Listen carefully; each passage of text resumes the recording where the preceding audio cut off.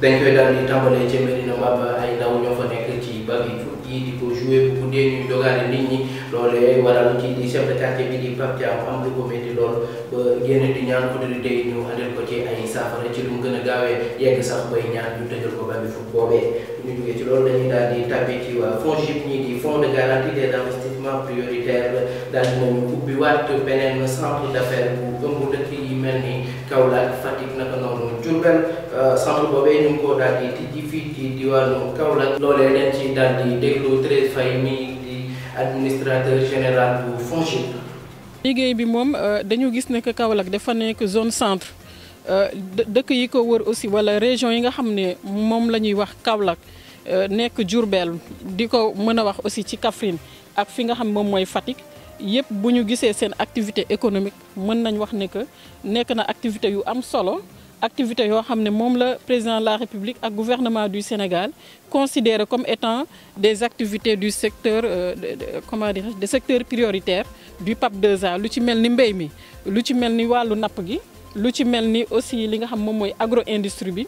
ak surtout li nga xam moom mooy jënd ak jaay def fi dox torop donc ñu gis ne que nag comme antenne bi yàggoon na fi bu mu demee aussi am na lu mu impacté parce que bu ñu toogee Dakar war di recevoir dossiers yi Dakar wala nit ñi di war di jóge ba Kaolack wala ba Diourbel di ñëw Dakar loolu aussi day métti moo tax ñu ne nañu dellu siwaat ci contexte boo xam ne aussi gouvernement bi dafa lancer la relance de l'économie donc économie bu ñu ko waree relancer ci Kaolack aussi baax na ñu am ay équipes yu fi nekk nit ñi war di ñëw ba fii ñuy traiter seen dossiers yi di leen di taxawu ci loolu. wàllu koom bi mën naa wax ne que tout dépend de dossiers yu ñuy jot wàllu garantie moom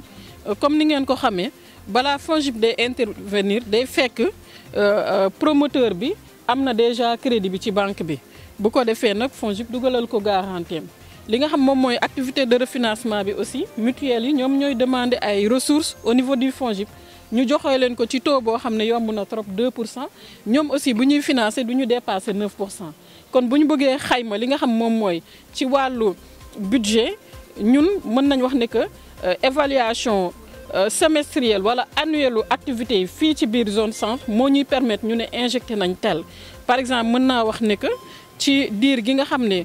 FONGIP ba mu amee léegi ci lu mu def ci Kaolack ci wàllu garantie mat na presque 200 millions suñu demee aussi ci wàllu li nga xam moom mooy refinancement nga xam ne loolu nag la ñu gën a def fii ak mutuelle yi fi nekk par exemple mutuelle bi nekk chambre de commerce yàgg nañu liggéey ak moom mutuelle Meclesine Fatick yàgg nañu liggéey ak moom mutuelle bi nga xam moom mooy Teranga foog naa boromam sax ñëw na fi yàgg nañu liggéey ak moom ak mutuelle yu bëri yoo xam ñu ngi ci zone centre bi foofu rek FONGIP def na ci presque lu mat 1,5 milliard ci wàllu refinancement loolu nag day tax ñi nga xam ñoo nekk ci gox-goxaat yi aussi mën di jut refinancement yi ci ay taux yoo xam ne aussi comme ni ko nguur gu bëggee du cher. ab atelier de cadrage bu ñu jëmale ci projet d'installation bu incubateur ci wala ci université bu Sine Saloum ñu daal di ko duppee kii di El Hadji Ibrahima Niass lañ daal di amal atelier boobee bu ñu sukkandikoo ci kii di professeur Ndeye Coumba nee na loolee dina doxal bu baax diwaanu Kaolack. fële ca diwaanu Kaffrine ak centre de dialyse bu ñu fa tijji tey loolee ñu ngi ko tijji ci njiitaayu Abdoulaye Diouf Sarr di jëwriñ bi yor wàllum wér-gu-yaram loolee ëmb lu toll ci 12 postes ñu teewlu kàddu yi ci micro Fallou Galassi la. ñëw Kaffrine tey moom ñëw la boo xamante ne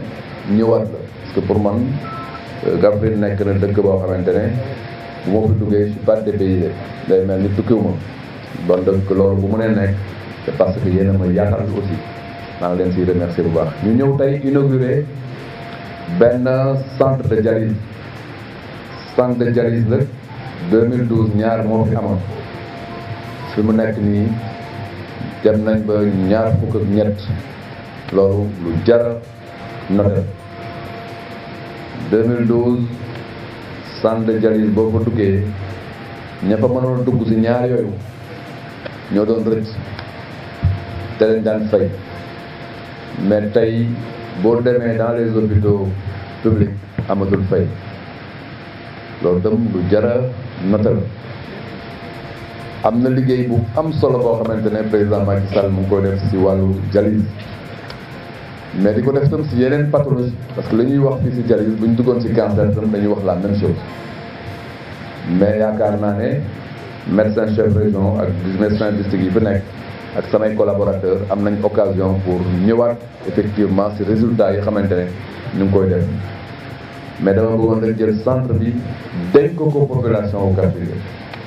monsieur le maire maa ngi leen di dénk centre bi bu baax. Thierno Ibrahima Ndaw directeur bi